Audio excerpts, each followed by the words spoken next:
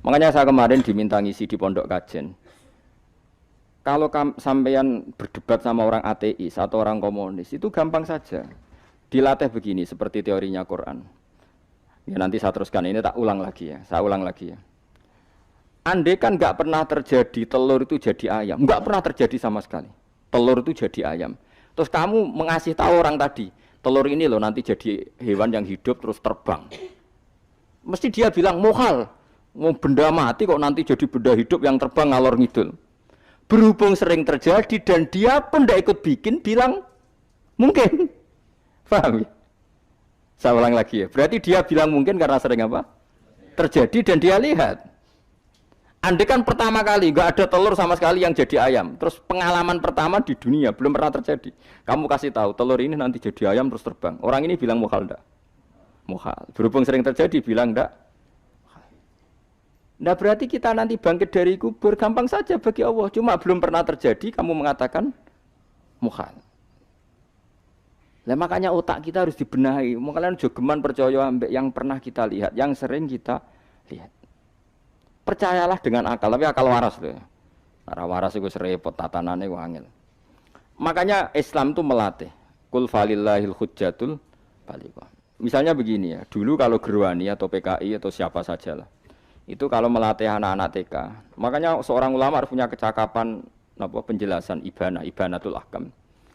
Itu anak-anak kecil dilatih. Anak-anak kamu terpejam, mintalah manisan sama Allah. Ya Allah saya minta manisan, saya minta permen. Terus disuruh buka. Dapat enggak anak-anak? Enggak dapat, Bu. Wah, berarti Allah enggak ada. Sekarang minta sama Bu Guru. Bu Guru kami minta permen dikasih. Berarti yang ada Bu Guru bukan Tuhan gitu. Akhirnya jadi gerakan ateisme. Nah, sebetulnya untuk melawan gerakan itu kita harus melatih begini misalnya gini.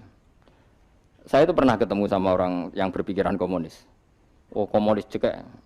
Dia nantang saya gini, Pak, pokoknya saya tidak bisa nerima konsep Tuhan. Sebelum Anda bisa menjelaskan kenapa ada Tuhan. Jadi, bocah kok elek ini. Nah, aku ngerti aja, sak cerdas ini tetap cerdas aku yakin tetap cerdas aku. Rasanya selain raine seram meyakinkan, tak pikir tetap cerdas. Kalau itu kan wong Quran gitu, artinya punya pikiran panjang. Mungkin di antara orang Islam kita ini tidak punya kecakapan menjelaskan. Tapi kalau orang sering baca Quran, apalagi dia ngaji tafsir ya, yang waras maksudnya waras lah. Terus rapati seneng duit, barang ini penting ya. Kalau seneng duit, mari goblok. Yakin, ulama seneng duit, mari goblok, tak jamin. Umpama alim wis kelas B, kelas C gak bisa, tahqiq gak bisa. Kalau tahu dikandani kanca kula riyen ambek jenengan udah saya kaca akhir. Lah kena apa? Cok seneng duit kula. Duit masalah bagi ulama. Ora duwe luwih masalah kan ya. Maksudnya ora usah seneng tapi aja terus gak duwe. Sekarang saya tanya, Quran itu melatih kita gini. Quran itu sederhana kalau ngelatih tauhid, tapi orang pasti ingat. Kata Allah gini, enggak apa-apa, saya ndak Tuhan enggak apa-apa, kamu yang Tuhan. Tapi buktikan kalau kamu Tuhan. Caranya gini. Am khalaqus samawati wal ardi. Ya enggak apa-apa, kamu yang Tuhan enggak apa-apa, tapi buktikan kalau kamu menciptakan langit bumi. Mereka pasti ikrar, ya tidak mungkin saya menciptakan bumi, yang saya lahir sudah ada bumi. Yesus lahir sudah ada bumi, enggak mungkin Tuhan. Terus Tuhan membuat pertanyaan kedua, am khuliqu min ghairi syai'in. Ya sudah, kalau saya tidak Tuhan, lalu enggak ada Tuhan, berarti alam raya ini tercipta oleh sesuatu yang enggak ada. Aneh enggak? Misalnya sebelum alam raya ini enggak ada Tuhan. Berarti sebelum alam raya ini kan adanya nihilisme, sesuatu yang enggak ada. Kemudian sesuatu yang enggak ada ini menjadi penyebab sesuatu yang ada. Aneh enggak? Luwih aneh. Sesuatu yang enggak ada itu mestinya kan enggak bisa ngelabeti, enggak bisa berfungsi, enggak bisa ada gunanya. Wong jenenge ra ono iku ya ora marai apa-apa. Wong ra ono kok dadi sebab. Sesuatu yang menjadi sebab itu yang wujud apa yang enggak ada? Yang wujud. Sak takoki. Lah kalau enggak ada Tuhan, berarti alam raya ini lalu sebabnya apa? Ya dari ketiadaan, lalu tiada itu menjadi sebab. Lah tiada kok dadi sebab tekem lho. Mikir. Di mana-mana yang sebab itu harus barang yang wujud. Enggak boleh tiada kok jadi sebab. Ini kan jadi aneh. Sesuatu yang tiada menyebabkan sesuatu yang ada. Terus dia bilang, ya pokoknya ronde ini kalah. Tapi kamu tak pikir. Pikir nganti mati temenang aku. Ya mending ngono. Makanya sebetulnya dalam ilmu mantek, pertama itu kita tidak harus iman Tuhan itu namanya Allah, tidak harus. Makanya pertama dikenalkan, sementing kenal Tuhan itu ada dulu. Disebut zat sing wajibil wujud, belum disebut namanya Allah. Allah itu disebut nama Islam, itu paham ya? Saya ulang lagi, Allah disebut itu nama Islam. Tapi kalau penemuan akal hanya sampai kita ini butuh zat sing wajibil wujud, sing menjadi penyebab semua alam raya ini. Di bahasa Arab disebut musabbibul asbab. Belum menyebut Allah musabbibul asbab. Islam pun pertama Iqra turun ya enggak nyebut Allah. Iqra bismi rabbikal ladzi khalaq, khalaqal insana min 'alaq. Iqra wa rabbuka. Tuhan itu siapa? Yang mencipta. Nah, yang mencipta ini oleh syariat Islam disebut Allah.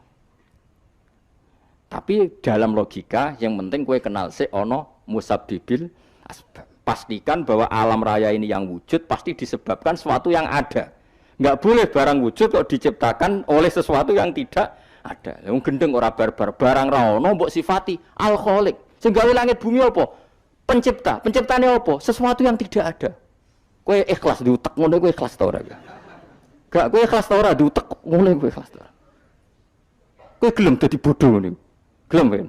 Mboten. Nah, nikmat ngono jenenge nikmat batin. Mulane sing suwenang mbek kalimat la ilaha illallah. Wes ana sing bid'ahno Allah iku wong nganggur wis beno sak uni-unine.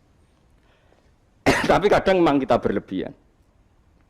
Tahlilan rabar-bar matang puluh dina ini rabar-bar. Muka alasannya mesti sangoni akeh tahlil sedih. Lalu saake penggemar sing keselen, sing nantuk sangu ya butuh cepet. Lane cara kula niki penting kula utarange. Kowe nek ora cocok tahlilan 40 dina wis ngomong ae kira cocok model harinya. Tapi ki aja menolak kalimat la ilaha illallah iku disifati Kanjeng Nabi kalimat thayyibat. Wong Nabi wis nyifati thayyibah, kalimat yang suci kok nyifati bid. Soal kira cocok wong sebut. Misalnya kamu bilang saja wong mati wis sangu amale lha apa didongakno barang. Nek kowe pengen ndonga ora usah ndonga. Wis ora usah biasa wae. Kula lah mbok dongakno ya ora seneng. Gak meyakinkan. Karo dene mlebu swarga butuh dongamu ora ono swarga fadhole pangeran apa mbok dongakno barang. Ya tapi kowe donga aku ya seneng. Senenge ya semau lah timbang nyanyi-nyanyi rame-rame sadok donga. Mbok mandi mbok ora pokoke donga. Saya ulang lagi ya.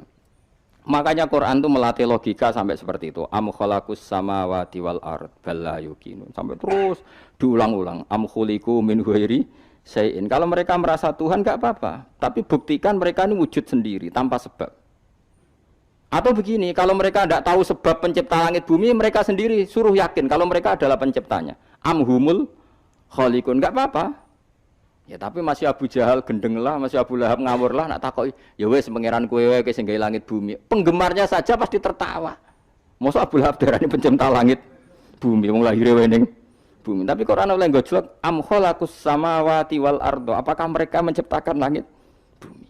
Bala yuqinun, mereka pun tidak pernah yakin. Jadi itu pangeran. Makanya di mana-mana orang alim itu suka debat. Karena pangeran sendiri kalau menjelaskan kebenaran seringnya juga nantang debat. Kata Allah, "Qul ara'aytum ma tad'una min dunillah aruni madza khalaqu minal ardi am lahum syirkun fis samawat." Enggak apa-apa mereka Tuhan kata Allah, tapi buktikan zaman langit diciptakan mereka memberi kontribusi apa? Apa urun bego, apa urun cagak, apa piye lah pas aku gawe langit iku dekne urun apa jare am lahum syirkun fis samawat. Misale urun apa lah? Urun tol, urun apa lah. Itu pangeran. Mereka kan pasti menjawab enggak. Terus itu nih bi kita biming qobliyada. Kalau kamu enggak percaya Quran sebagai kitab buah enggak apa-apa, tapi buktikan kamu punya kitab tandingan. Enggak, mereka enggak punya juga. Atau gini, enggak usah Quran, ke sakralan. Au atharatim min ilmin, atau kajian ilmiah yang membuktikan bahwa Yesus itu Tuhan, atau yang membuktikan bahwa berhala itu Tuhan. In kuntum shodiqin, enggak apa-apa kalau kamu benar buktikan. Nah, itu makanya semua nabi itu punya kecerdasan, karena tadi nabi kadung nantang itu nih bi kita biming qobliyada au atharatim min ilmin in kuntum shodiqin. Tapi sekarang orang alim soleh itu jarang. Sing ngono anggere wong soleh rapati ngalim, anggere sing alim biasanya rapati soleh. Lah kula termasuk rontok-rontok ya isih rontok soleh ya rontok, tapi lumayan masih menjaga hujjatullah tadi. Sebab itu ulama dulu mengajarkan Allah itu siapa? Disifati zat sing wajibil wujud. Karena alam ini kadung ada. Kalau alam ini kadung ada, pasti penyebabnya sesuatu yang wujud. Tapi kalau wujudnya mungkin, bahaya. Wong sing gawe wae wujude trimo mungkin bisa wujud bisa Makanya dipermanenkan yang gawe alam ini zat sing wajibil wujud. Sing wujudnya wajib. Wajib itu nggak bisa enggak pasti wujud.